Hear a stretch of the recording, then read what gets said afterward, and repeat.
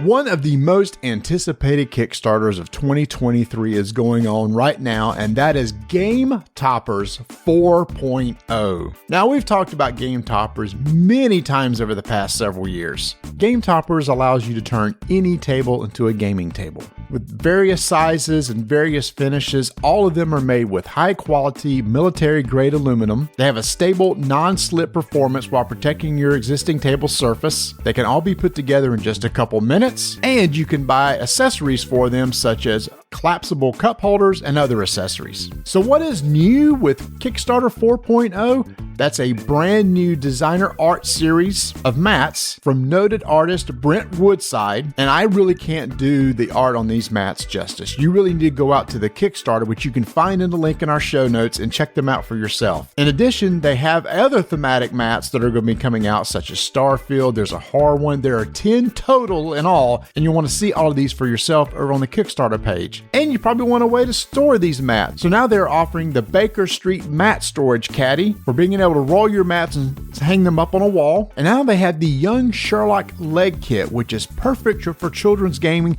puzzles, and a movable coffee table. Take a game topper, attach these shorter legs with casters on them. Looks great in the living room or in a kid's playroom. This Kickstarter ends on November 28th, 2023, so you want to make sure and go over check out everything there, see which product will fit your needs, and place your order there. To find out more, head over to GameToppersLLC.com.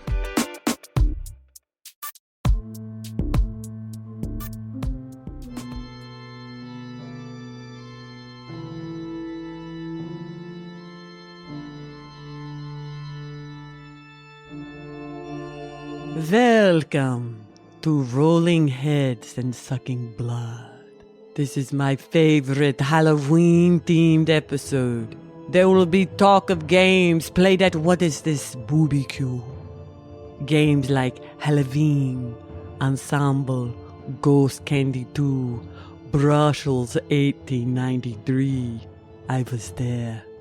Bark Avenue, and then the Arkham Horror Book Review. Prepare for your life to be sucked out of you. So just like any other episode. Exactly.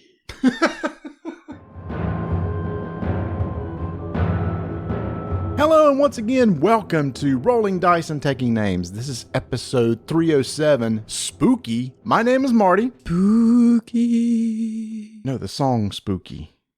But it's really spooky because this isn't Tony, it's Vanessa. All along, we had planned for this episode to be our big episode where we talk about the games that we'll play during our annual BooBQ event, which is a lot of Halloween-themed games. However, at the last minute, Tony had a family event that he had to attend, and so graciously, Vanessa is sliding up to the mic to handle this entire segment where we talk about all the amazing games we played during BooBQ. I am very excited to talk about BooBQ. Do you know why? Why is that? Because I am always there and have been from the beginning. That's right. And I should have counted how many years we've done this. Yeah, we should have. That's probably our 6th or 7th year at least.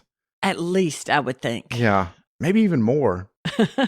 Unfortunately, we haven't got it documented. I should have been putting like first annual, second annual, third annual for the invitations and everything. Yeah, we need to look back. I'm sure we can. We can go back and look at the pictures. I know the very first year we had it is when Richard Launius came and Pete Shively? Shirey came. Yep. Yeah. Yeah, that was really cool having Richard here, and he led a game of Arkham Horror. Yes. Yeah, which was really cool. Yeah, that was amazing. So for those who don't know what this is an event that we have every year in the basement of our home, where we invite a lot of friends over to the basement, which Vanessa has so well decorated. Do a great job decorating the basement down there. I try to make it spooky. Oh, by the way, so how many versions of Spooky have you heard this year, the song Spooky? It seems like every time I turn on the radio or something, there's like a different version of Spooky played. Marty, I would have to say none. Really? Yeah, I don't turn on the radio. So I've been listening to, okay, a little side note, a little squirrel. Squirrel. We always listen to War of the Worlds by Jeff Wayne. During October. Yeah, we start October 1st and we listen to that musical. Which I have done since 1978. I have a lot of Halloween traditions, come to find out. Yeah. Is that good? Is it know. good, or are we stuck? I don't know. It's just one of those things I get excited about, like listening to War of the Worlds, and my entire family, including our sons, only listen during October. Yeah, and no, it is good. It's very good. We wait till October 1st. We started October 1st, and it feels so much like fall. It's one of the things we look forward to, along with BooBQ. But I was saying that just to say I listen to music that my playlist. That's what I'm trying to say. I hear a lot of it when you go into stores and they have stuff playing over the intercoms. Sometimes they'll play seasonal stuff, and I hear different versions, kind of spooky. But I just learned something about this song. So my favorite version of the song is from Atlanta Rhythm Section. Uh-huh. I know it was originally recorded by a group called the Classics 4. Uh-huh. And I always wondered, why did Atlanta Rhythm redo that song, which is probably the more popular version? Because a couple of the members of the Classics 4 who wrote the song went on to become members of Atlanta Rhythm Section. Get out of And here. so they re-recorded it. So we learned something today. We did. So, another one of my big traditions, before I forget, is Guild Wars. Yes. Ever since 2005. Let me say it because I know it. Mad King Thorn. That's right. Makes an appearance every year where you play Mad King Says. And it started in Guild Wars 1. It's continued in Guild Wars 2. And it's always a big deal for me to go and play against Mad King Thorn. So that's also a tradition since, 2005. So yes, a bunch of Halloween traditions, including our now big BooBQ event. So we started it for the gaming friends that we have here locally. And these guys really help Marty and Tony out a lot, come and play the games. They've even been on some of the episodes here. So it's just a time for us to get together. It's a potluck. Everybody brings a dish, and it is amazing. And we have a friend, Steve Gibbs, who is, I say he's a champion barbecuer. I don't know the right words to say. I think he's an official barbecue judge. Yes. Yeah. And so what he does is everybody chips in and he gets some barbecue, some ribs, and he does them up for us and brings them in. That's why we call it BooBQ. And I think it was sitting around with all of the friends one night. We said, hey, we need to do something. And I forgot who actually came up with it. Maybe it was a group effort, but we said barbecue, BooBQ. Ding! And it's been going ever since. So it was a great time. But during the day, basically we go from about like 11 a.m. until almost 10. 11. It was 10. Yeah, until about 11 p.m. at night. Yeah, it was 11 or 11:30. Yeah, so it's a 12 plus hours. People bring games. We got several tables set up. Games aren't necessarily scheduled. People just say, what do you want to play? And they get it out and they play it. And I was really focused on trying to play some really good Halloween themed games this year that I had, but I played some others too. In fact, I started out with a game that you were not down there for. It's a re-release of a classic Euro game called, do you know how to pronounce Bruxelles? Oh, so it's Brussels. It's Brussels? It's Brussels. Oh, okay. So Brussels 1893 is you're playing as an architect.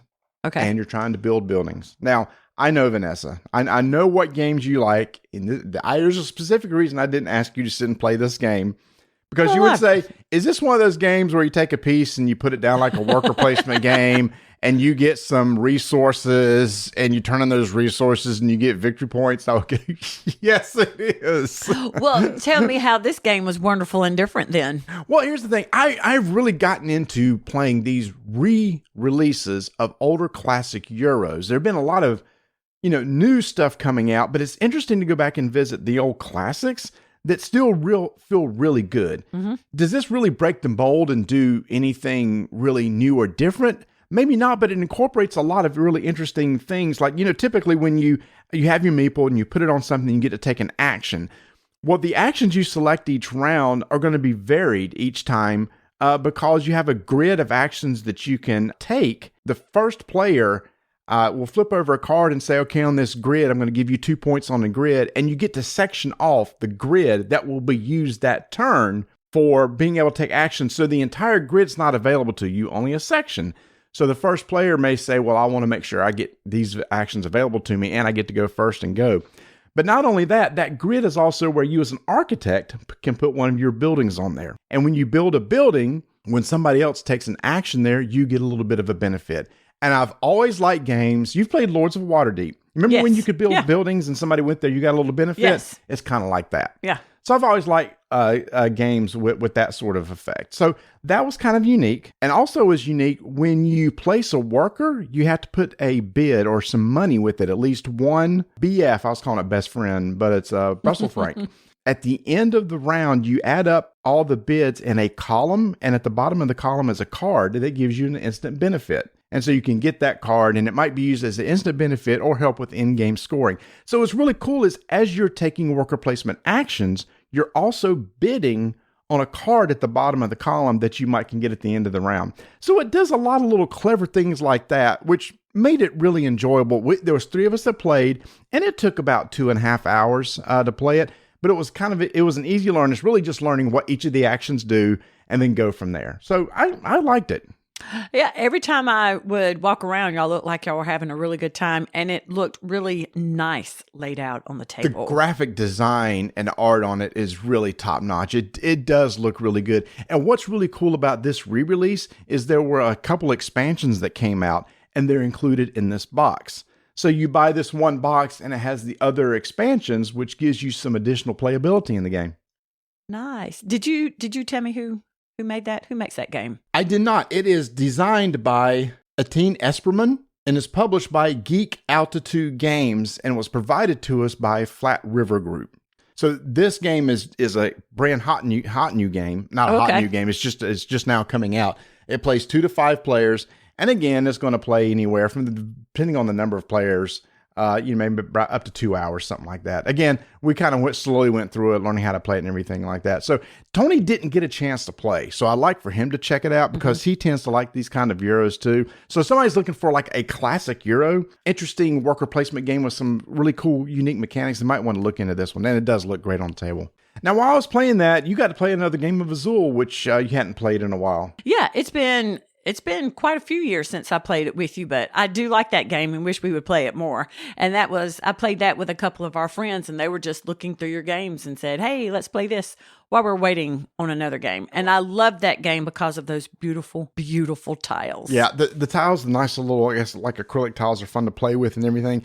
And which reminds me, also a game that has some really cool tiles that you and I got to play was Tiger and Dragon. At the end of the night, which also has some really cool tiles too. So I have already talked about that game on the show, and we've reviewed it and everything. What did you think as first time playing it? I really enjoyed it. I enjoyed playing that game. It took me a couple rounds to really pick up exactly what I was doing, and I think I said it was kind of hard for me to distinguish some of the numbers the way they were written. I got the hang of it, and I liked it. I got a few points. No, you did. I mean, and there was the game that we played actually took a lot longer than what I thought we would because we were all kind of staying really close to each other. But yeah, that's one of those games too that has really nice components. That's from Oink Games, and typically they don't have those. It's just a card game. So for having them little, cute little dominoes on there was really nice. For the listeners that don't know, I love dice games. I love games with like nice manipulatives. I like dice. I like the tiles. I like the pretty components. Yeah, like pieces. Right, exactly. And that's one of my favorite pieces, like poker chips. And so I got out my really nice poker chips that I got that were used like in brass. They're called Ironworks, Iron Clays. It's from Roxley Games. And I bought a set of them, and I used them on Brussels, which people really enjoyed, as opposed to the little punch-out tokens. Oh, okay. And we also used them for the crazy wild game of Ready, Set, Bet that we played last night. Now, you were over there reading the book that we're going to be talking about later, but we had a ball playing that game. Now, and I have played that with you. Yes. Ready, Set, Bet is an amazing, fun game. Yep. How did the guys like it? They were first-timers playing, right? Most had never played it. And that game always has the same reception. By the third or fourth race, people are standing, they're yelling, they're cheering. It is just such a fun time. And once you understand how the game works, it's really all you're doing is watching somebody roll dice and move the horses along the board, and you're just placing your bets on there. And then you get unique abilities, which really make it stand out and everything. I know that Nate, who was here last night, he's a designer. And he was like really appreciate a lot of things that John DeClaire put into this game, who was the designer of the game. Well, it's really neat when you have a game. It's a board game. It's just there on the table. You start playing, and then all of a sudden, everyone is up and moving and yelling. It becomes such a physical game as well. go number 10, go number 10, go red, go red. I can't remember the things I was hearing over there, but they were really getting into it. Of course, I think you fell asleep a little bit at some point during that day and took a little nap on the couch. Oh, well, y'all might have heard me snoring in the midst of that. Is there really a horse in here? What is happening? I went over there to check on you. You was like, oh, okay, she's going to take a little nap before we get into some other games and stuff. I think I told you then, though, I like to go to sleep while hearing things going on in the background. So it was really neat. Yeah, you always have to have background noise on, like TV always has to be on or something. Well, it doesn't always have to be on to go to sleep. Okay, that's for another episode with the TV going to sleep. That's fair. But did I hear you say that you have never actually played it? You've only ran the games? Actually heard me say that. So did you play? No. So you have never actually played the game? I've never played as the person placing bets. I've always ran the game for people. And there is an app. There is an app that you can use that will actually do the horse racing for you. I just think it's more fun watching somebody roll the dice and see the results of the dice as you go. Yes. Well, we'll have to maybe over Thanksgiving see if we can get you to play. Yeah. Get someone else to run it. Mm-hmm. Yeah, it's really easy to run. It's literally just roll and move the horse from the number that comes up. I guess I could run it. Oh, yeah, for sure. We got to play. For sure. Daphne on Fraser. Sure. I always try to get games that can get a lot of people engaged in playing. And one of those was a brand new game from Ares Games called Ensemble. Now, I got to see this at Gen Con. This is designed by Luigi Farini and Daniele Orsini. And this is a co-op game where it kind of feels like Dixit, where it starts the game out with 2 cards that just have some sort of art on them. Mm-hmm. And then there's a third card you draw from the same deck. And each of you secretly try to pick which of the 2 cards out here most matches this other card. Okay, hang on. Yeah. I need to paint a better picture. Here we go. First of all, there was a track with 9 spaces, correct? Correct. So that's laying out. On the top, you had 2 pictures. To start the game, To start the game, there were 2 pictures. Then, did we not draw a card and put on the bottom? Correct. And then you choose. Everybody had a hand of cards numbered from 1 through 9. And you picked starting out, you pick either 1 or 2. Which of those most matches the challenge card on the bottom? Yes. I don't know if you said there was a challenge card. No, I don't know if you said I probably didn't. See, this is why I need you on here, because I would just keep on rambling and nobody understand. And Tony would just just get to the point whether he liked it or not. So I appreciate that.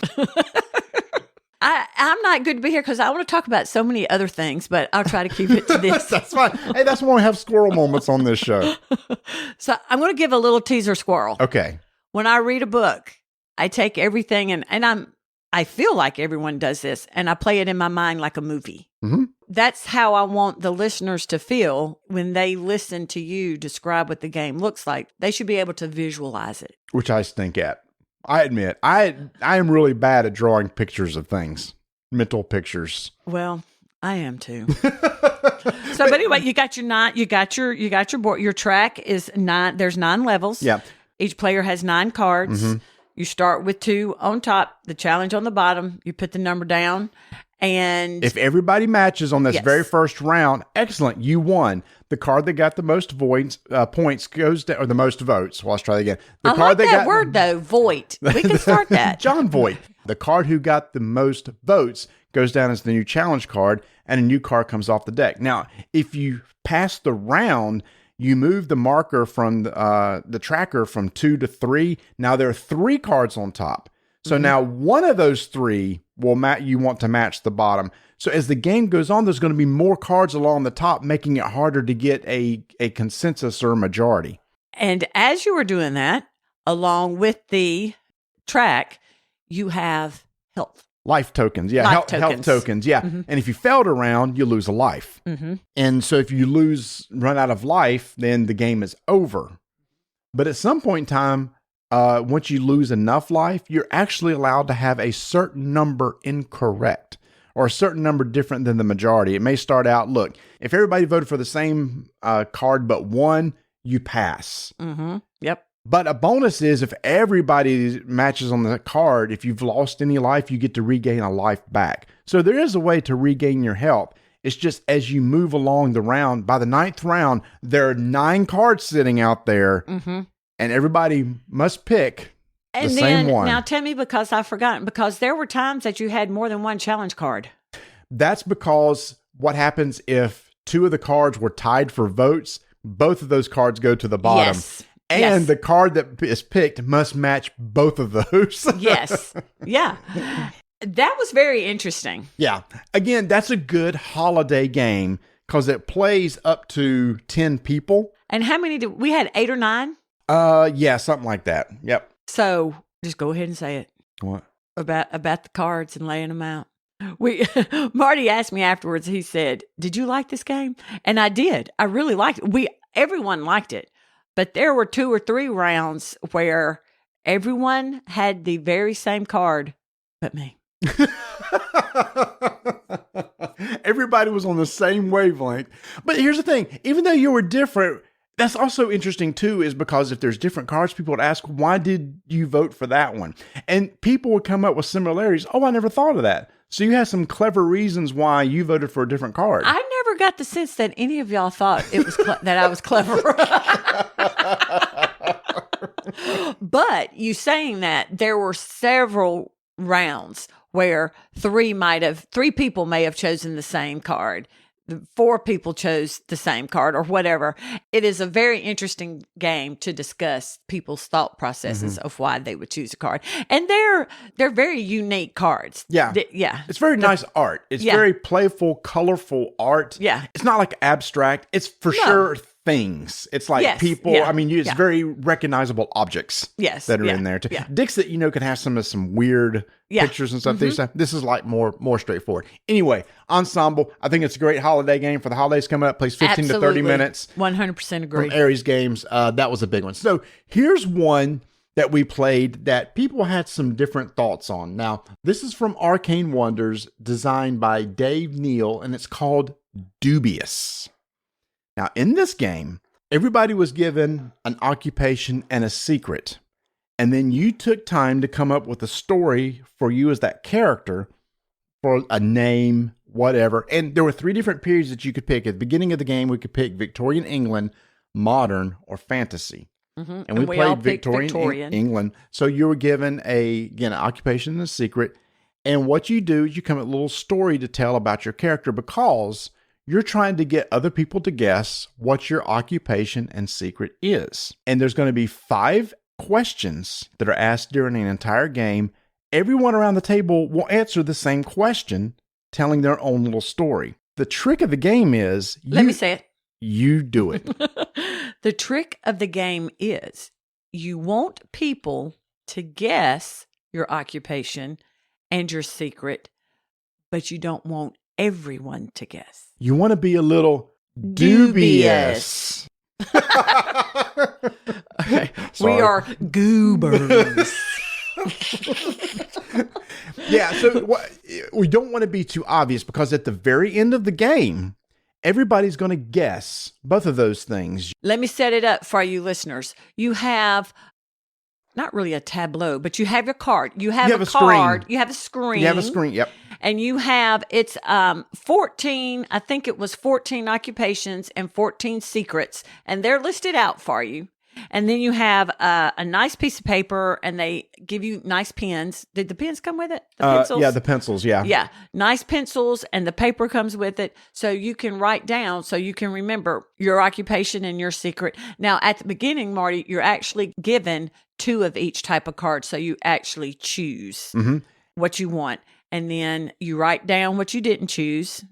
So you can remember that. You can eliminate that from... You can at least eliminate one. Yeah. And then you have spaces to write all of the players' names and their new name that they've created. And then you have a nice space to write down the answers to your questions and take notes. Right. And there could be questions like, what did you dream about last night? And through that, you kind of convey a dream that you maybe have told. So at the very end of the game, let's say it's my turn. It's like, okay, what do you guys think I am? And everybody writes down secretly on their page, I think this is your occupation and this is your secret. and then I reveal. If you guessed mine correctly, you get a point. If you guessed both occupation and secret, you get 2 points from me. How me as the role player gets points is I get point for everyone that was correct, but if everybody guessed my occupation, I get no points for that. Or if everybody guessed my secret, I get no points for that because I was too obvious. Mm-hmm.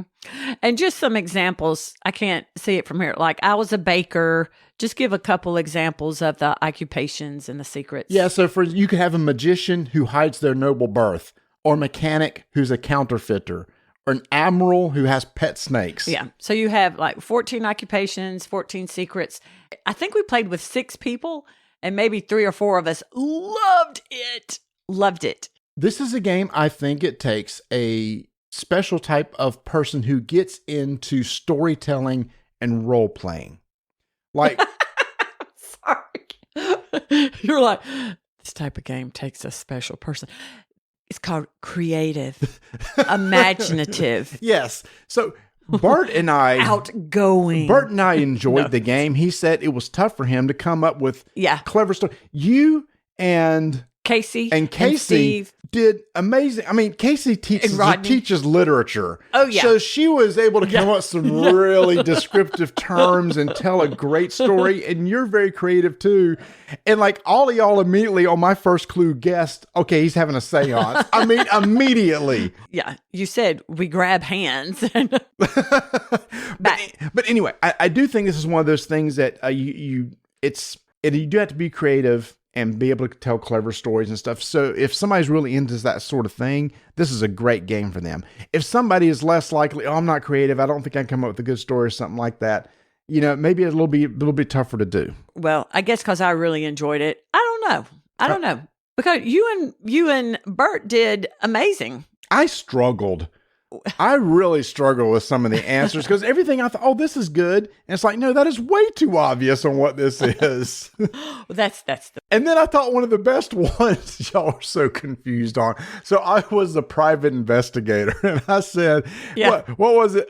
Describe your build or something like that. And I said, I am very flexible. I can touch my toes. We were all like, which job needs to be flexible? And I was picturing the weirdest having to bend over with a magnifying glass looking for clues. But nobody got it from that. See, that was fun. You did like it. We, as a group, thoroughly enjoyed Dubious. Yeah. Thoroughly enjoyed it. So, what are the ages on that? Have we been saying the ages for all of these? No, we haven't. I mean, everything's been. Well, this one says 13 plus. Yeah, which is they've probably been good family group games. I do think it'd be a little bit harder for a younger person to get the grasp of. I can't just flat out say who I am because they just won't get any points at the end. I think 13 and up. Yeah. But for a good 30-minute, and again, for playing up to 6 players, this is also another good holiday game because you can just kind of sit around and just have fun telling stories. Yeah, it was a lot of fun. And I guess the occupations and everything change with each of the genres that you choose. Yeah, whether fantasy or modern. So yeah, those are the 2 things that change. So that is Dubious from Arcane Wonders. This is a great time in the episode for me to go and get a cup of coffee.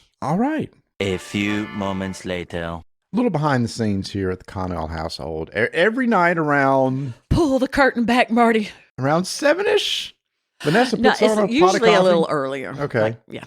But so every night there's like a pot of coffee and it's decaf because nobody wants to be kept up late with the caffeinated stuff. That's true. And we have a cup of coffee usually with some creamer. Now, I will say there was a funny story yesterday. Yes, there was. So we had some K-Cups out for people to be able to use the Keurig in order to make their own coffee. Well, first of all, I do like coffee. I love coffee, but I also love creamer. So I am one of those. I like a little coffee with my creamer, and I like flavored coffees. And we order a lot of coffees from Geek Grind and Bones. Love coffee, love flavored coffee. Yep. Late during BooBQ, somebody said, do you just like having just black coffee? And I said, you mean stuff without flavor? And he went, yeah. But Vanessa and I went, no.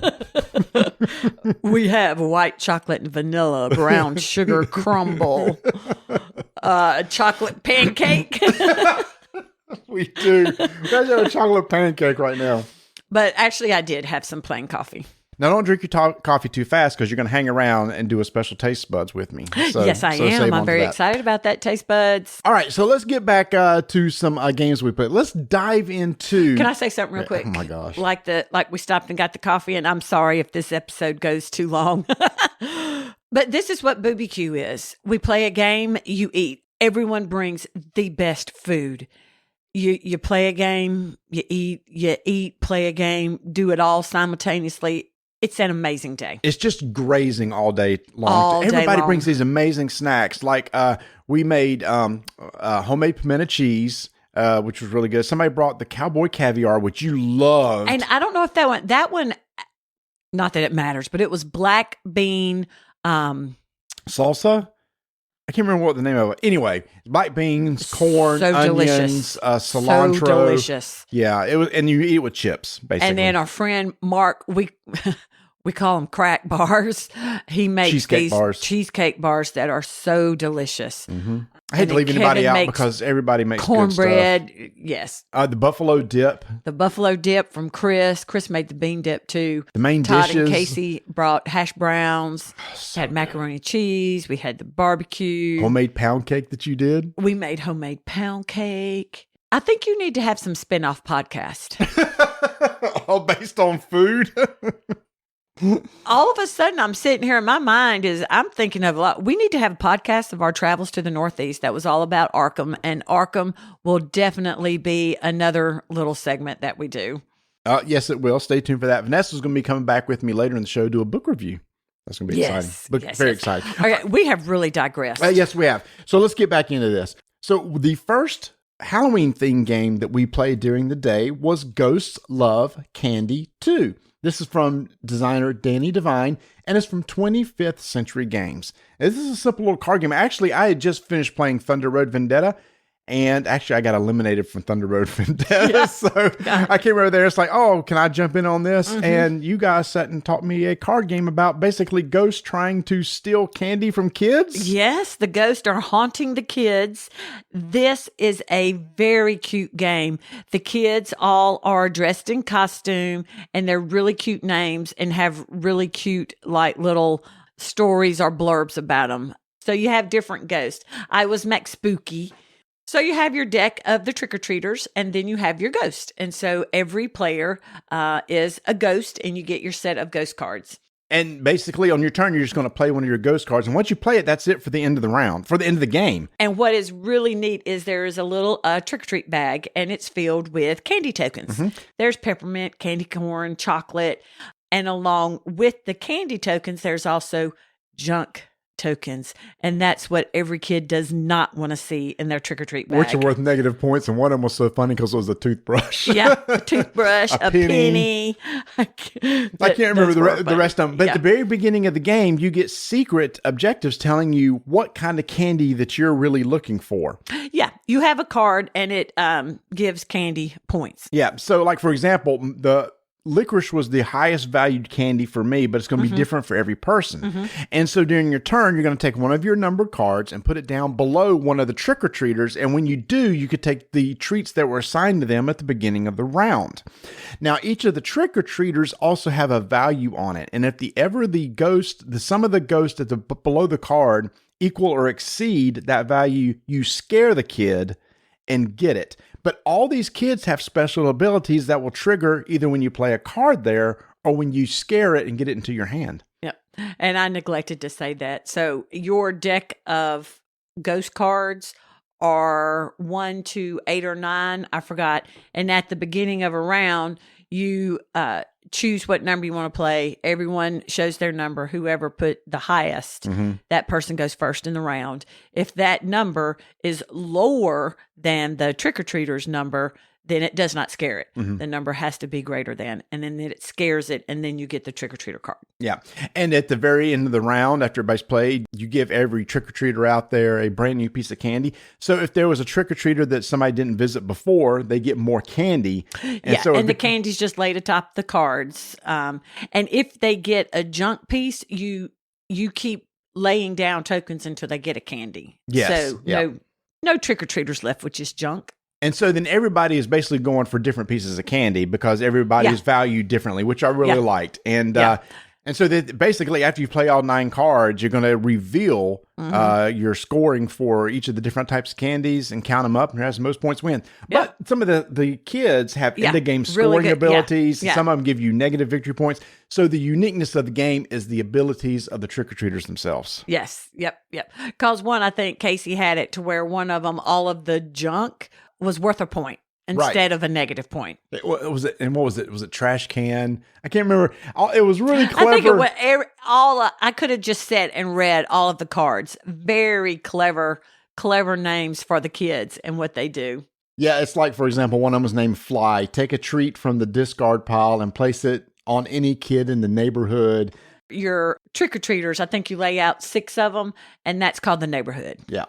So, again, very, very cute game. Thematically, it was fun. Very easy to learn, easy to play. Plays in about 30 minutes. So that was the first Halloween theme game that we played for the day. And I think that peppermint was one of the candies. So here's the funny thing. My highest valued candy was black licorice, and that is the thing I despise the most is black licorice. You like black licorice? No, I don't like black licorice. I don't really like licorice very much. You like Twizzlers. Yes, I don't like Twizzlers. But strawberry, not black. Anyway, all right.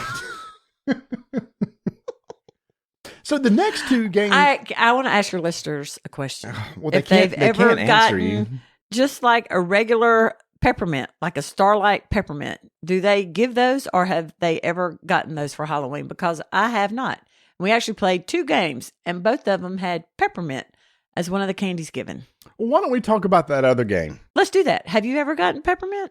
I do not remember getting peppermint. Do you remember getting, was it Mary Jane's, the hard candy? I loved Mary Jane's. Do you like those? I was not a big fan of those. Well, I have terrible teeth. So I have terrible teeth now. It's like chewing on a brick. Cavities and messed up. But I really like the taste of Mary Jane's and peanut butter logs.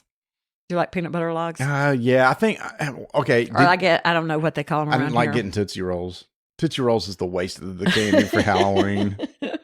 What was your favorite thing to get in little Marty's trick-or-treat bag? I'm trying to think. You know what? I just like pixie sticks. A lot of people gave pixie sticks. I don't used to enjoy those things. I love pixie. Yep. A Fun Dip. Some people give out the small samples of Fun Dip too. Yeah. Yep. My mom always made popcorn balls. And that was but we never really I lived way in the country, listeners, and we never really had a lot of trick-or-treaters. So Mom would make all of these popcorn balls and then we just got to eat them. So the other game that we played that had some peppermint in it was a game called Tricks and Treats. And this is from Trick or Treat Studios and designer and friend of the show, Emerson Matsushi, which is why I wanted to play it because I typically love his games. And in this game, it's also you're trying to collect candy. It's really neat how they're both very quick, very easy to pick up card games, both about trick-or-treating, but yet they're a little bit different. So you got the ghost haunting the kids, and the kids are the cards. And this one, you have the pumpkins and the candy. Yes, yeah. And so there's going to be a number of pumpkins set out based on the number of players. There's going to be a couple more cards. And they're different colors. Players, and they're different. Yes. And everybody is secretly given one of those pumpkins at the beginning of the game. Mm-hmm. And what you're trying to do is make sure by the end of the game that your pumpkin has the most candy in it. Mm-hmm. So on your turn, you're going to draw a card and take a card and put it below one of the pumpkins. But you don't want to be too obvious because at any time during the game, somebody can accuse you and say, wait a minute, I think your pumpkin is number, like, say, 3, and I have to reveal it. And if it was number 3, I'm eliminated from the game. So as you're playing, you want to spread out where you put your candy, but you're trying to secretly maybe put a little bit more in the one that's going to be counted for you at the end of the game. And not that it matters, but they were A, B, C, D, and E. 1, 2, 3. Oh, it does. It does. Yeah, okay. You're right. There were letters. Yeah. And then in with the candy cards, there are also some like cards that activate something within the game. Yeah, so at the beginning of the game, you also sprinkle in 2 of these special cards that are in the line with the pumpkins, and you could put a candy below that, and when you do it, it may activate or do some sort of special ability, and there's a lot of cards, and that just adds some variability in the game. And one that we had when we played was if the number of cards is even, if it's an even number of cards under the special card, then the pumpkins A, C, and E would get an extra 10 points. Yes. And if it was odd, then it was B, D, F, or something like that would get the extra 10 points. So we were secretly, my pumpkin was A. So I was wanting to make sure that there were even number cards at the end of the game on that one. So I really like that because I was just trying to see what was low numbered candy and slipping in the pumpkins that weren't mine. That was a fun game. Yeah. And that one actually had 2 ways you could play. Like during play, if you accuse someone and they were eliminated, or it said for experienced players so that no one would be eliminated during the game. At the end of the game, if you had a guess of whose pumpkin the people had, and if they guessed correctly, then that person. Yeah. So that way you didn't have automatically lost. There wasn't player elimination during the middle of the game. Right. Yeah, so this plays up to 4 players, 10-minute filler game. Very cute candy cards. Yes. Now, the game I was most excited about that you had no interest in playing. I know. Marty been working on me for weeks to play this game. I'm like, I'm sorry, Marty, I can't play the game. I saw this at Gen Con and immediately got excited about it. This is also from our friend Emerson Matsushi and Trick or Treat Studios, and this is the game Halloween, based on the classic 70s movie. And it is a hidden movement style game, much like Emerson, who had done a previous game, Spectre Ops, where there is a hidden player and they're marking their spaces on a secret board. In Spectre Ops, you're trying to find that player. In this game, the secret player is Michael. And that's why I can play. He scares me. I know. I totally get that. So the secret player is Michael, moving around a couple blocks in the neighborhood. And that was how many of y'all played this game? 3 of us played. So there was 2, what they were called victims, and me as Michael. And how many can play? How many It can players? play up to 4. So there could be 3 victims and 1 Michael. Okay. And the goal for the victims is playing as the classic characters, Laurie, Strahd, and Dr. Loomis, etc. And they're trying to go through the houses and search for a set of car keys, one of 2 car keys, plus 2 of the kids that are in the neighborhood. One of them was one of the ones that they were being babysit. They were trying to find the 2 kids, get the keys, get to the car, and escape before Michael can kill 4 people. That makes me tense listening to that. Was it tense playing? So that was real. That's a great question because at the end of the game, let me just explain kind of what happens during the game. So you have 2 actions on your turn. And so for the victims, they can move, they can go to a room, they can search. So there's a deck of cards and they're going through those cards can be items that can help with fighting or maybe search through the other decks. But the goal is to try to get towards the bottom because that's where the special thing is. Again, get to the bottom of the card deck? Get to the bottom of the card deck. Okay. And there's 4 card decks in the game. So there's 4 different houses they can go into. So there's like little doors they can walk through, windows they can crawl through, etc. So while they're doing that, Michael is secretly writing on a board. And his things are, he can also move, but he can move a little bit quicker. And obviously both of them can attack, but Michael's attacks are a little bit better. And what happens is, they always move quick, don't they? Yeah, they do move quick. And so let's say, for example, I'm sitting in the corner of a room. Oh, I'm kind of scared. And Lori comes in and she's searching something. If they're facing of a and you're in the corner in there. Yeah. I'm picturing this in my mind as you're saying this. So facing of the character is very important. Okay. As they're moving and they have a turn and I'm directly in their line of sight, I drop my character right in front of them. And if they're right beside me, I get to do an attack. Ooh. Yeah. And of course, they could attack me too. And actually, it's really thematic. If they attack me and hit me, I'm staggered. So then I'm not as good. I can't move as fast. Another way to win is to kill Michael, but it takes like 12 damage. We found out it's kind of hard to get 12 damage on Michael, where the characters can only take like 3 or 4 damage and they're out. But what's cool is the player's not eliminated. Let's say Lori is killed. What happens is they just pick up a new character and they start playing as it. But everything that she had in her hand now goes to that search deck pile in the house that she was in. So somebody else has to go back in there and go through that pile again and found what she had already had. How did it end? It actually ended with Michael winning in the very end. Now, Michael can also win if he can last a certain number of rounds. For 3 players, if he can last 24 rounds and they haven't escaped, Michael also wins that way. So is that how you won? I won because I killed 4 victims. Oh, my goodness. So at the end of the game, I said, was it tense? And they both said yes. Because knowing Sounds they could tense. turn the corner and I Yeah. was right there Yeah. was intense. And I can move faster than them. And so they were trying to scramble to get out because they knew fighting me was kind of useless. It sounds like a game that people need to get for Halloween. Play that on Halloween. It's really How good. long did it take y'all? It says it's about 60 minutes. Okay. It could go, it depends on how quick the Yeah, game. I mean, yeah. they could have escaped quicker and it would have been obviously a lot shorter. I could have killed them quicker and everything. But what I like about it, it's very simple. You just got 2 actions on your turn.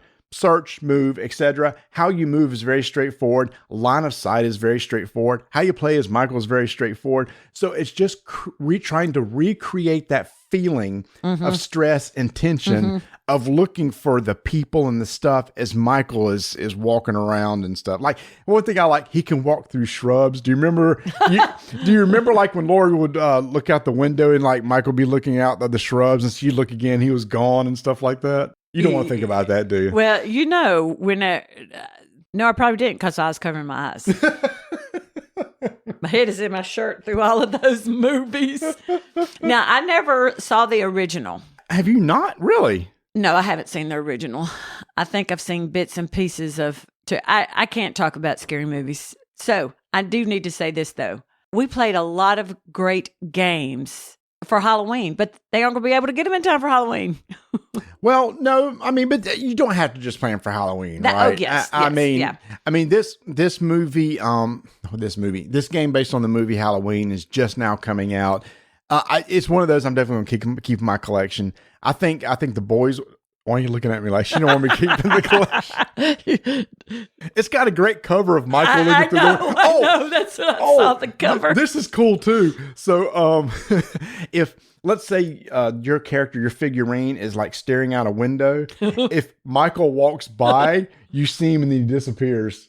So you actually put a marker showing that Michael was right there on the other side of the window. There's little freaky things like that you can do. It's a cool. lot of thought went into that. That's really neat. So Emerson did a great job in this, but it's not very hard to learn. It's not very heavy, but it creates just a fun environment as you play. Yeah. Yeah. I don't know what you had playing, but Well, it seemed like I there had was Halloween theme music. Yes. Yeah, so basically I just say play the Halloween soundtrack. Yeah.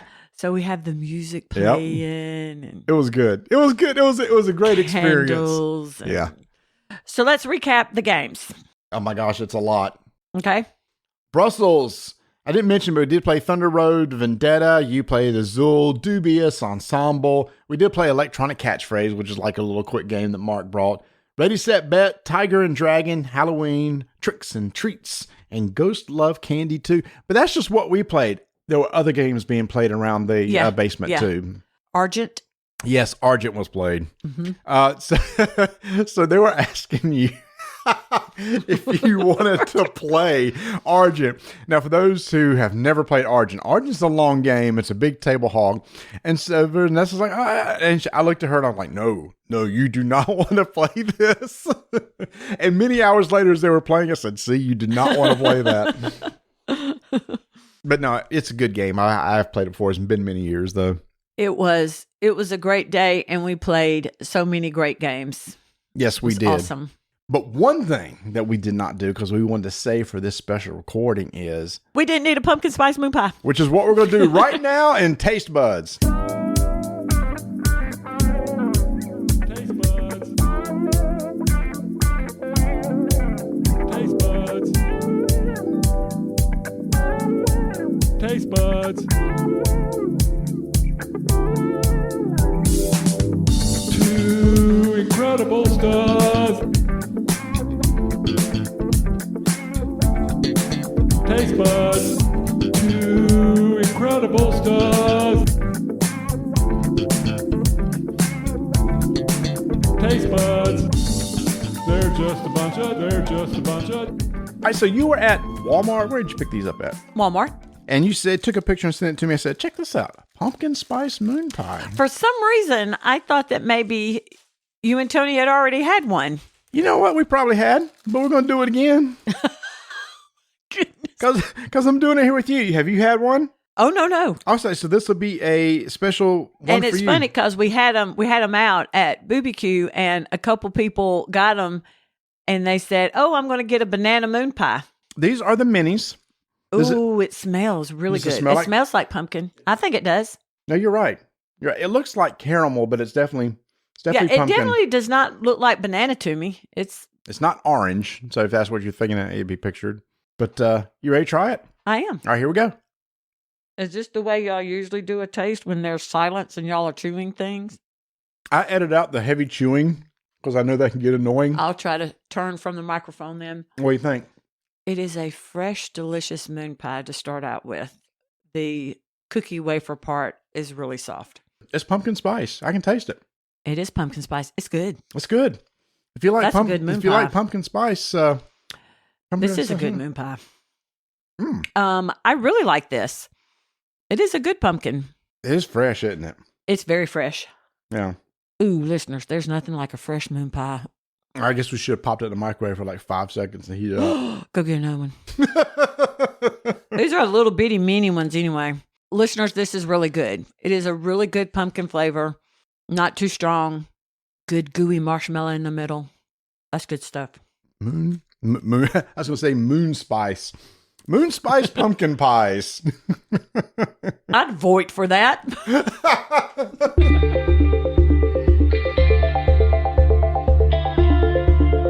We are excited to announce a special promotion with Miniature Market for the month of November. It's a special promo code where you can get $10 off an order of $75 or more. The code you want to use is ROLLING10. ROLLING10. It is the perfect time to start buying gifts for your friends, your family, shoot, even yourself. And you know how board games can add up? Well, now all you need to do is get your cart up to $75 over at miniaturemarket.com.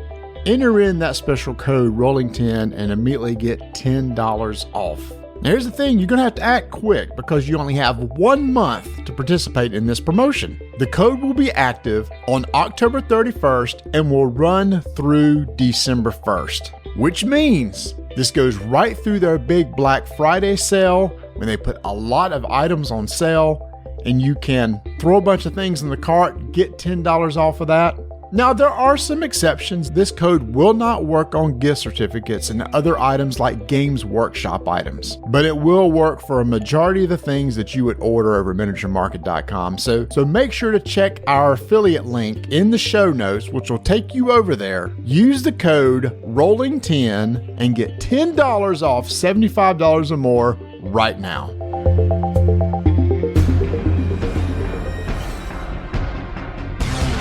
Five-minute initiative begins in 3, 2, 1. Who let the dogs out? Who? I gotta remember when that song was out there. Oh my heavens, that was a long time ago.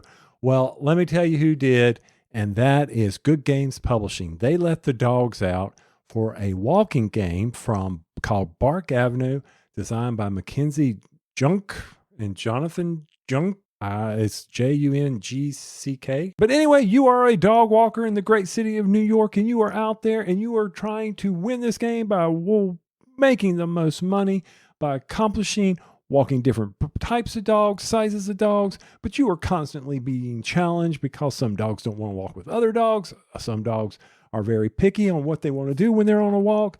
All in all, your job is to get these dogs picked up and delivered. There's a hint, it's the type of game. Oh, it's 100% a pickup and delivery game. And we had some mixed thoughts about this game around our table because it was so light. So light. But to me, if I want to introduce somebody who knows nothing about pickup and deliver games, Bark Avenue is a perfect candidate for that. It's a theme that is very easily understood. Your job is you're a dog walker. You're going to walk up to a block that says, hey, I need a dog walked. You're going to take that card. That card will have some information on it. Like, hey, this dog wants to go sniff a fire hydrant. This dog wants to get a picture made or something like that. And it'll say this dog needs to walk so many turns. And you're just going to take time to get that dog through its paces and get it back to its house in the right amount of time in order to make some money. That's based on the card there. But what's really clever is this dog could be walked with other dogs. Now, like you said, there's some limitations. Some dogs don't want to walk with large dogs or small dogs. I think we want to be walked by themselves. So you have to take that up into consideration when it's your turn to decide what dogs you want to pick up from a market that's in front of you. That's it. I think it's a great way to teach a pickup and delivery style game with a theme that's easily accessible. Now, this game has some events in it. It has various challenges that you have to deal with that occur, like, oh, the park closed down, so you can't take the dog to the park. You need to be very conscious of, if you don't get the dog back, you lose your tips. And if you achieve certain goals, you open up other special bonuses during the game, like being able to walk 3 dogs, or, oh, wait, you get to do an extra action on your turn because you are limited to only do 1 action.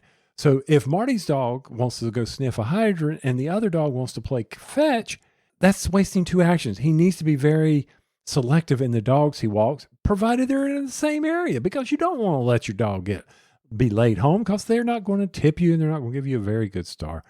Yeah, and the map, the board is basically a map of a bunch of different blocks of New York City, and the dog will tell you, hey, here's where I am. You need to come over to this block to pick me up. When you're not walking a dog, I love the transportation aspect where you could take like a subway from one end of the board to the other.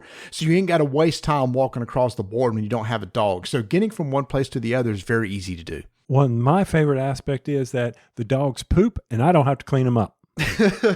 That's right. I love this. You roll a die at the beginning of your turn. And sometimes it just pees, which does you no good. But if you get the poop side of the die, yay, you've pooped the dog, which will earn you some rewards at the end. It's like, thank you for pooping my dog, and picking it up in the little baggie. Now, the challenge is, like we said, it's very light. You just need to keep that in mind. Also keep in mind that if you're efficient with your routes and how many steps each dog takes, I screwed myself up. I kept picking up dogs that needed to be walked 5 turns before they could be returned home. And that was not maximizing my routes, my efficiency. It was not there. I was not doing a good job. It's very important to achieve these goals too, because you really need that third dog if you want to make a little extra money. So that is Bark Avenue from Good Games Publishing. 5-minute initiative is complete.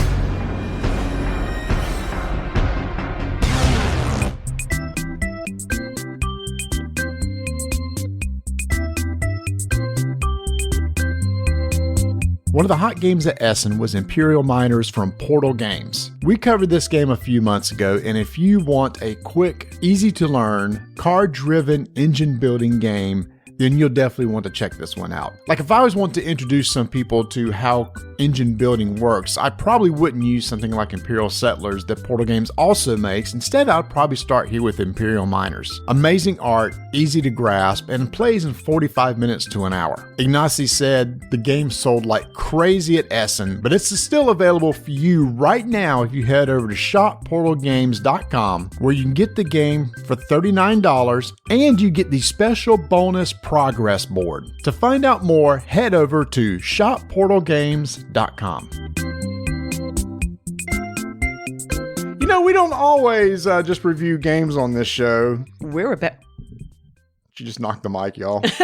In my excitement. Yes, I am here with Marty to review a couple books from Aconite Publishing, and these are Arkham Horror themed books. Now, Vanessa... You got to take a moment. Books. We're reviewing books.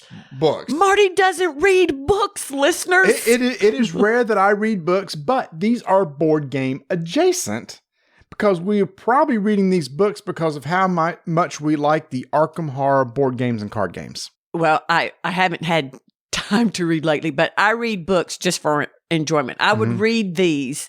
If I were to read these books that we're about to talk about, not knowing that there was a board game affiliated with it, it would make me want to play the board game. Gotcha. So if you haven't heard of Aconite Publishing, they have worked with Fantasy Flight Games to write a lot of series of books based on the IPs that Fantasy Flight has, such as Legend of the Five Rings. They've done some Keyforge stuff. They've done Descent, Arkham Horror. They're doing some Marvel books. So there's a lot of games out there that Fantasy Flight makes. And now there's a lot of books being written based on those themes, which I think is really cool because as we're going to talk about, some of the characters and settings in these books relate directly to a board game. You may be playing a board game. It's like, oh, there's that character I read about. I've said it before, so forgive me, listeners, for saying it again. I feel like it's a real town somewhere. The investigators from the game, they are real people. We went looking for it when we did our Northeast trip, but we couldn't find it. I think we were there and we didn't realize We it. didn't. That's right. No, it is funny. When we were going up to the Northeast, we went through a town called Portsmouth, and we thought for sure. Oh, yeah. I was walking through the streets just like, this is it. This is Innsmouth. This is really we thought it was Innsmouth. Or the inspiration for it, yeah. We came home later and come to find out it was another town that we went to, which was Newburyport. That was fashioned after, or which Innsmouth was we fashioned after. loved. Yeah. Loved that little town. Anyway.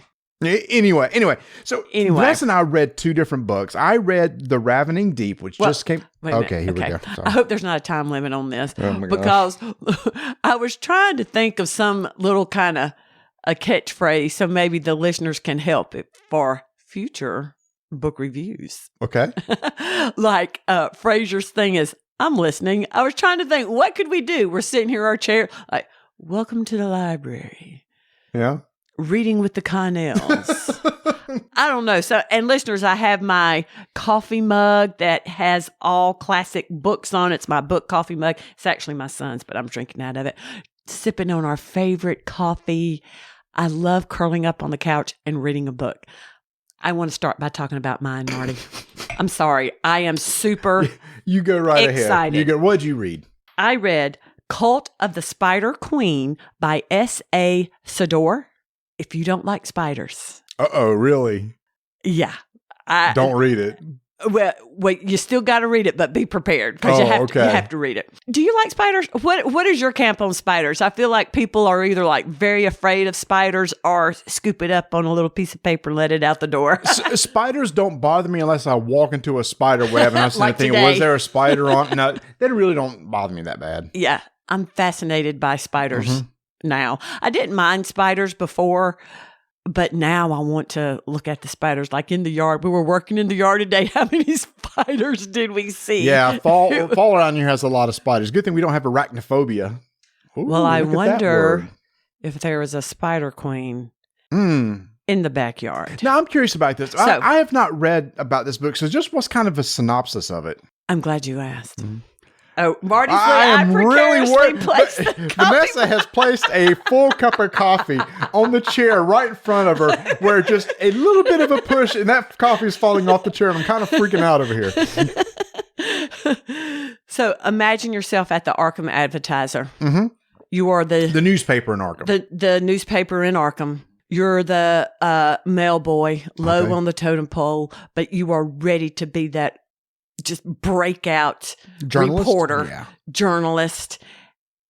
And mysteriously, Uh-oh. some film appears. Mm. A famous actress Oh. who has disappeared. They now say she's alive. Come and find her in the Amazon.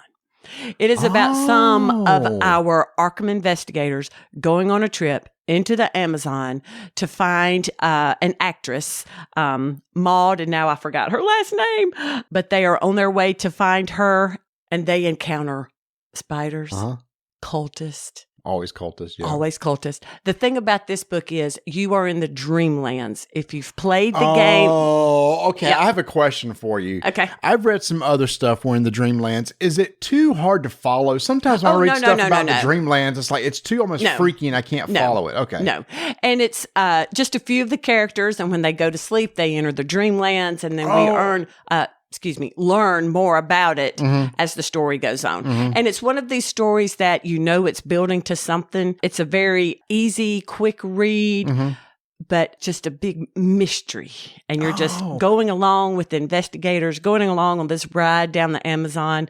There's one line where they feel the sweat trickling down their neck, and I can feel it and know what that feels like. And spiders on the rail. So let me ask you, so in my book, which was The Ravening Deep by Tim Pratt, just came out this summer at Gen Con. In fact, I picked it up and they sold out really quick. There's not anything, it's like, who killed who sort of deal. It's just almost like an adventure story. Is it more of a mystery, like the story's being unfolded as it goes and there's maybe a surprise ending at the end? Or because mine isn't like that at all. Mine's almost like an action story. I would say this one is action. There's definitely action at the end. Mm-hmm.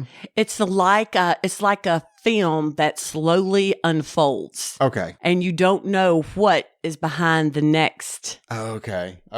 Behind the next page, behind the next spider web. Mm-hmm. So who was the investigator in this book? Archaeologist Ursula Downs. Now, this is really interesting. In the card game, there's a whole scenario that came out, a campaign that came out called The Forgotten Age, where they go into the Amazon, and one of the characters you can play as is Ursula Downs. Oh, wow. And in fact, it kind of makes me want to get a real quick scenario and put an Ursula Downs deck together. Maybe we could play sometime, because you could play as that character.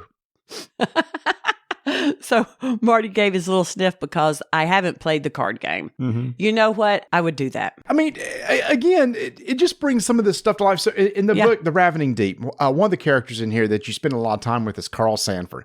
Carl Sanford pops up in everything in Arkham because he's the head of the Twilight Lodge, which is referenced a lot in the card game, board game stuff. Mm-hmm. And it was really cool seeing a side of him I would have not to expected to have seen in this story. So in this book, because usually he's not very exactly, and it's not that he's good, but you kind of respect him a little bit more after reading this, because in this one there is a god of the sea that's trying to be brought back.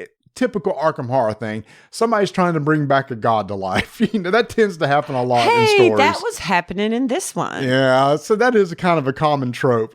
But had to do. But it's what it is. Yeah, it is. So there was a group that's trying to bring back a god. There were two female leads in here, and Carl Sanford's kind of worked together as a team. They each had their own story. Like the burglar had stolen something from Carl Sanford. Is she didn't have anything to do with him? And there was another woman, the main character, who was trying to infiltrate the Twilight Lodge and actually take it down. And all of a sudden, these three are working together because none of them want this other god to come back. And so it's just a really cool team up sort of thing. Unlikely friends or unlikely team that happens across the story. It's cool. So this one is Ursula gets together her team, but there was a mastermind behind it all. She was, yeah. So it's the reporter from the Arkham Advertiser. Mm-hmm. It is Ursula, a PI that works with her, Jake, and I can't remember Jake's last name, but I don't think he was a character. Mm-hmm. I'm not sure. And then another lady named Iris, who actually wants to go to look for her husband, who is supposedly dead. Oh. But maybe he isn't, or maybe he's too far gone. I'm very intrigued by that, because most of the stuff that I've read and dealt with kind of stays in Arkham. So it'd be cool to read a story that doesn't actually take place in Arkham. Yep. It starts out in Arkham, and I think Carl may be in it at the beginning, and then they get their team together and they take off for the Amazon. Yeah. And it is a great adventure. Now, you said early on it was kind of slow, but kind of built up over time. Yes. Yeah. And it is very descriptive. And I like those books too, because I was saying earlier, if you listen to an earlier review we did, I talked about how I like to visualize it, and it's a little movie in my mind. So that was great, just to be able to visualize everything like that. That's cool. Mine was, I kind of got into it really quick. They did a good job. It's like the first 3 or 4 chapters kind of introduces a character, tells you their story, introduces another character, tells your story, and then they start intertwining together. Mm-hmm. And so it was told really well. So I really enjoyed Tim Pratt's writing. I'm not sure if he's written, so we have a whole stack of books over here. And I enjoyed this one too. I enjoyed the writing of this one too. Oh, have you read, this is the same author, Last Ritual. I read,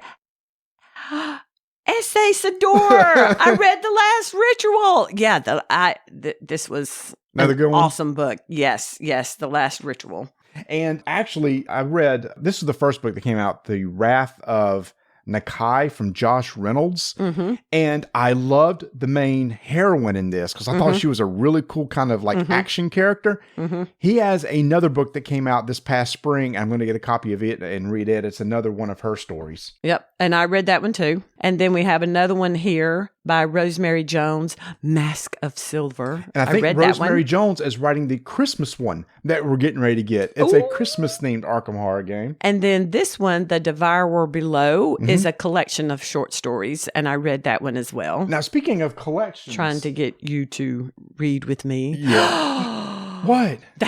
Could be our tagline. What? Read with us. Me. Or Read with us. Read with me. Yeah, there you go. I like it. Okay. He doesn't because he went. There's two other books, Grim Investigations and Dark Origins, Okay. which are basically a taking of all the novellas that came out for the card game. So when they're releasing the card game, they're releasing these little short stories with a special insert card to the investigator, and they were very hard to find. Since they're all out of print, they've taken all those and put them into one book, Dark Origins and Grim Investigations. So if you didn't get those novellas from Arkham Horror, you can read the stories in there. And it's between the two of them, you get all of the novellas. And I read a couple of them. I need to read more of those. And see, what makes this interesting is the person who plays the card game is if I'm getting ready to play a new investigator, I'll see if they have a novella and like find out more about them before I create their character and play the game. That is so very neat. And what I love about Arkham is how every investigator has a story. Yeah. And I just love the 20s now. They're kind of set in the 20s. And what I loved about this book, Cult of the Spider Queen, the reporter, I could just imagine him going, I say, I got a good story here. I'm going to go to the Amazon. I'm looking for an adventure. That's pretty good.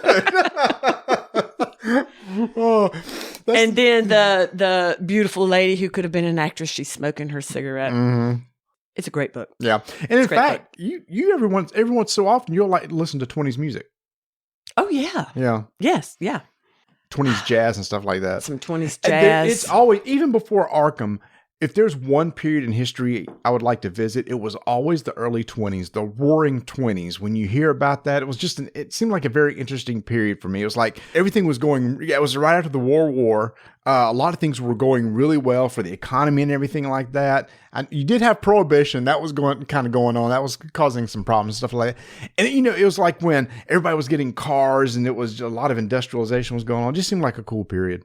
I just can't imagine being alive when the car came around. Electricity. Yeah, and in fact, in some of the books I've read, it's like they go to places and they didn't have electricity hooked up yet and stuff like that. So. Yeah, they were probably like, what sorcery is this? What type of sorcery? So this was just a quick overview of a couple of the Arkham Horror books. Yeah. Now I've only read the Arkham Horror from Aconite, but again, if you go to their page, ACONYTE, that's the name of the publisher, they just have books in all these different worlds that you can go look up and read about. Again, if Marvel, they got a lot of novels just on Marvel characters and stuff like that, because they make a Marvel card game. Oh, okay. So Marvel, Arkham. What else do they have? Zombicide. Terraforming Mars is kind of odd. Legend of the Five Rings. Wait a minute. I bet Terraforming Mars, that's kind of fantasy, sci-fi? Sci-fi. It'd be sci-fi. It's based on it. I said Fantasy Flight Games. Fantasy Flight does not make Terraforming Mars. Oh, gotcha. But this was based in that same universe. They got, did I say Zombicide? I like sci-fi. Yeah. Oh, and here's the thing. If you're into video games, they have books for Watch Dogs, Assassin's Creed. Actually, Tony picked up an Assassin's Creed book. Oh, that sounds interesting. I wonder if Adam would like any of those, because he really likes Assassin's Creed. Tom Clancy's The Division. There's a lot of Assassin's Creed books. So if you're into the Assassin's Creed game, you might want to check out some books from them there too. We got to build a bigger library. We need a bigger library. Yeah. Like we need a bigger boat. No, we need somewhere to put your games. Yeah, I know. It's not the books that are the problem. All right, so there you go. If you're interested in any of these books, you can head out to aconitebooks.com. Find out more about them. They're available maybe at a local bookstore, and I know they're available online because I think Miniature Market carries them. And come back and read with us.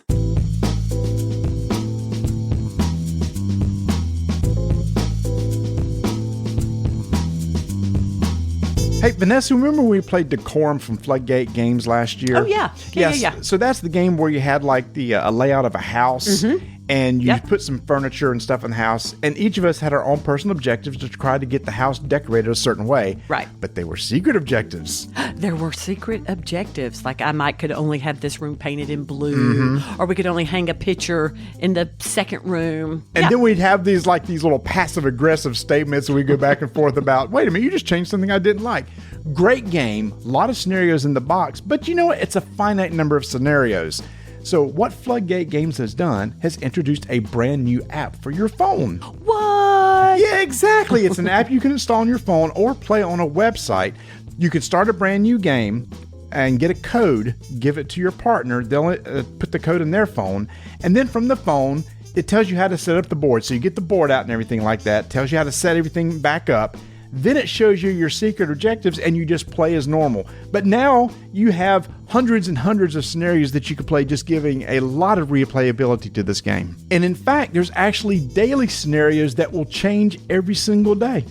Wait a minute. What? Yeah, exactly. You can go to the website and there's a new scenario that comes out at midnight. I'm reading it right here. It comes out at midnight Central Time. So if you're really obsessed with this game, that means every day you can get a brand new scenario. Wow. It took us a little bit to finish a scenario, didn't it? How long? It depends on the length of it's like 30 to 45 minutes, something like that. But what a great way to spend quality time with your loved one by doing a daily. You know, you have like Wordle that you play every day. I don't. You do. Instead, play a game of Decorum. That's right. It's a brand new app for the game Decorum. Get it on your phone, play on a website, and if you don't have Decorum, Vanessa and I talked about it last year. We love the game. We think did. It's a great game. It is a great game. For you and your loved ones to play. Decorum and Decorum app out now from Floodgate Games. Or anyone. You don't have to love them.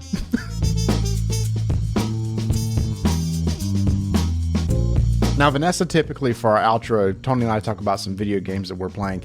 I know you haven't been playing any video games. She's just blinking her eyes at me.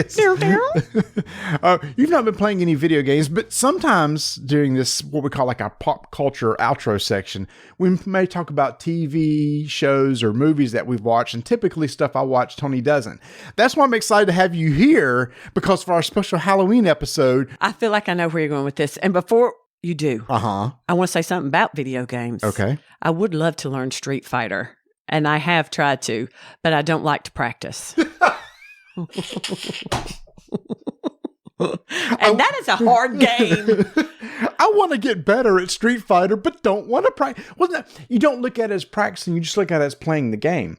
And as you play the game, you just get better. Yeah, but I do want to learn how to play Street Fighter. I do like that. I know Travis would be all over that.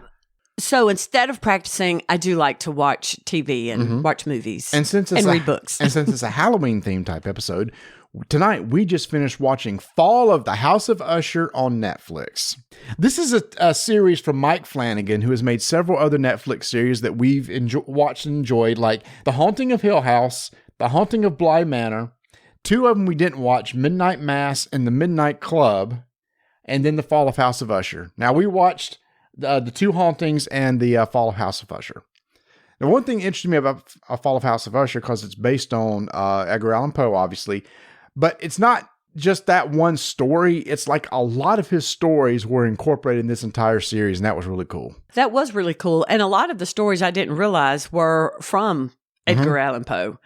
And it was really neat to see how he compared them to modern society. Like I kept saying through each episode, whoa, there's a lot of social commentary here that we could go into really deep. Right. But I also need to say that I had to put my fingers in my ears and close my eyes a lot because they are mature. Yeah. So, warning, there is heavy language.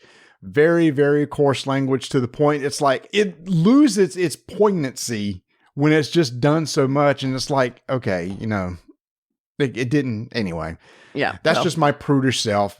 It is a warning. It is warning. It's very mature. And there is the second episode, which is also a very mature episode based on some nudity and stuff like that. So forewarned, this is our little parents guide. This is not for kids or anything like that. I think this is probably, of the three that we watched, probably the most mature of the three by far. Yeah. But anyway, once it was over, we really enjoyed it and really liked the story and how it wrapped up. I'm not going to spoil anything. Basically, it just tells a modern story of a family called Usher, and they're a huge, rich family that's the head of a pharmaceutical company, and none of the characters are really likable at all. Except the one who you would think is supposed to be bad, but you end up liking her. Yeah. So, but yeah. I thought it was very good casting, very good directing. We love film. We love watching movies to see the set and the acting and the... I was saying the dialogue was and really the dialogue. good. The dialogue was, I mean, because they kept incorporating actually sayings and poems and stuff from Poe throughout, which was really, really good. And it's funny, you watch something like Loki, and then we follow this on its heels, and it's like, man, the difference between dialogue between those two shows is just like really drastic. You see, it's like, wow, that is really simple, and this is more... Well, I'm sorry. I'm sorry. I mean, come on. Many of the Disney Plus shows we watch and have been lacking when it comes to dialogue. It's not exactly clever stuff that's being sold. But anyway, I was just impressed with some of it. Yeah. I mean, it was very impressive. I even paused and I said, the speech that they're doing right here is just really well written. Yeah. The soliloquy. Yeah.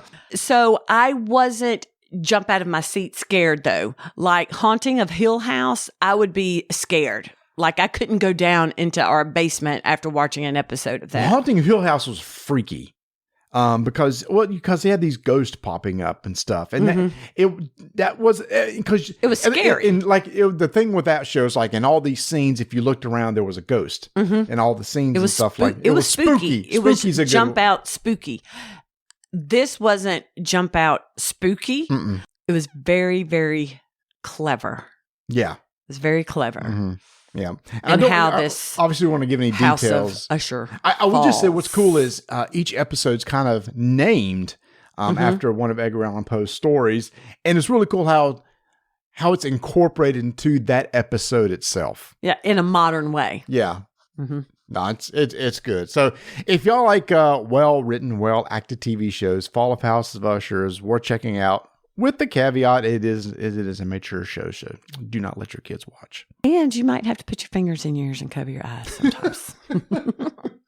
And ask your partner, is it over? Is it over? Is it over? Yeah, Vanessa have a blanket. Just tell me when this is done. When it's over. And it wasn't a little scary. There was some violent scenes in there. And gore scenes. The first one, I had my eyes closed and I was like, tell me when it's over. And then Marty proceeds to give me a very descriptive of what's happening. I'm like, stop talking. Well, I thought you want to know what's going on. Do the words, tell me when it's over, mean a play-by-play description.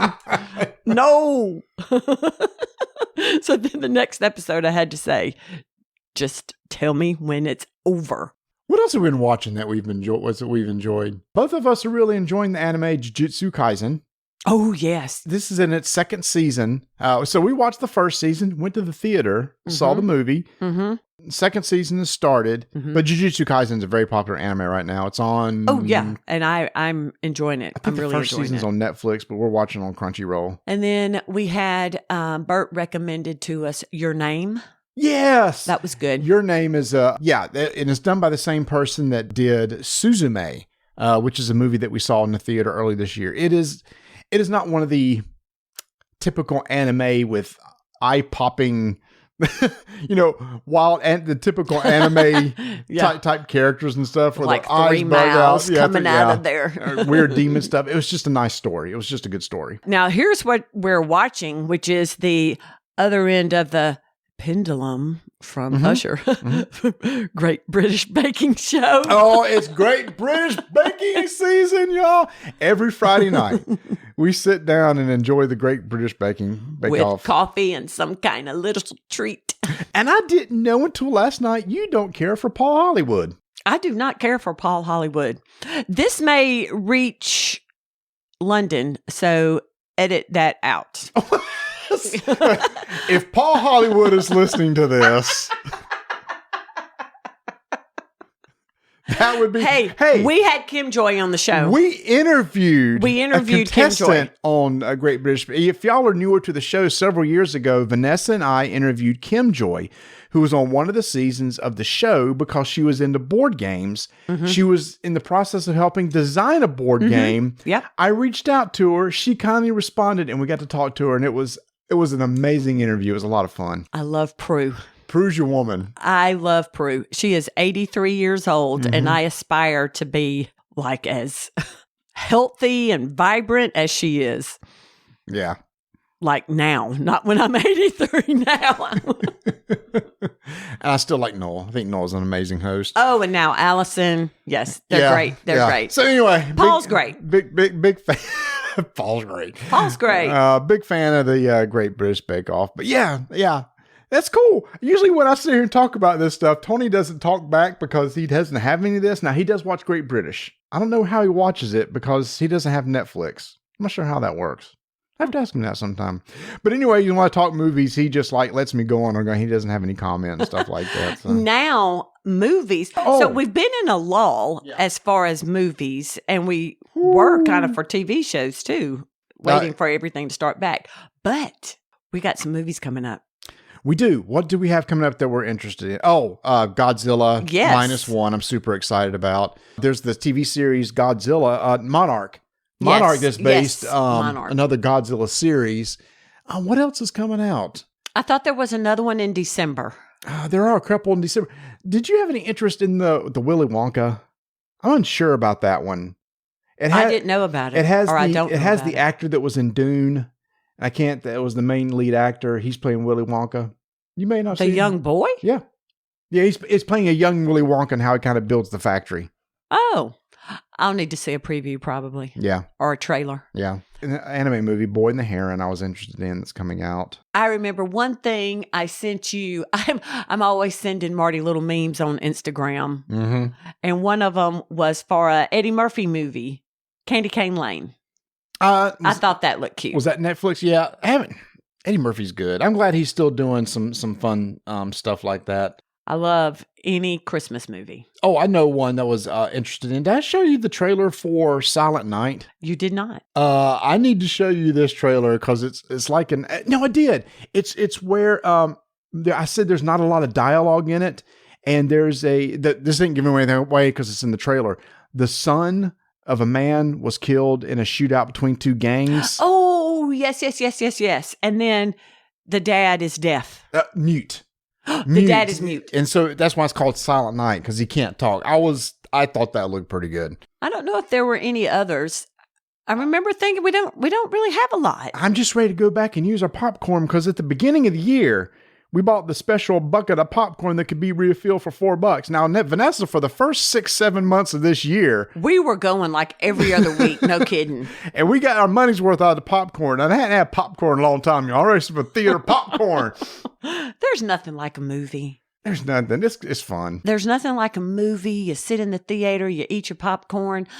And I know that we're talking about the TV segment right now, but that's how I feel with a book too. Books are movies in my head. Mm-hmm. You've said that a lot this episode. I have, because I'm so excited about these books. We're back on the bookshelf. Oh my goodness. All right. Well, Vanessa, thank you so much for sitting in while Tony had to be away. You are so welcome. But during this time, Tony and I have been playing a lot of games. So y'all need to come back next episode because we have a lot of games that we need to catch up on and talk about. A lot of full reviews coming up. So that's going to be a lot of fun. I can't wait to write the intro for you for that because there's going to be a lot of games we're going to have to say really fast. I'll be ready. All right. So do you know how we end the show? I do not.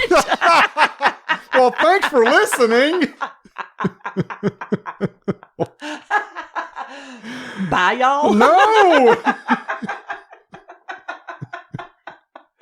Y'all, I've been doing this for over 10 years, and she doesn't know our sign off. This is kind of hurtful over here. I've never made it to the end of an episode. How do you end it? Look, to be fair, hardly anybody makes it to the end of an episode. You say keep rolling dice. Oh, Keep rolling dice. and taking names. Hey y'all, thanks for listening to this very special episode, and make sure to come back next episode because we have lots of games to catch up on and we can't wait to tell you all about them. Please join our Discord channel, make sure to follow us on the socials at Dyson Names, and don't forget our special code over at Miniature Market, Rolling 10. Oh, that's your outro? I knew that. Sure.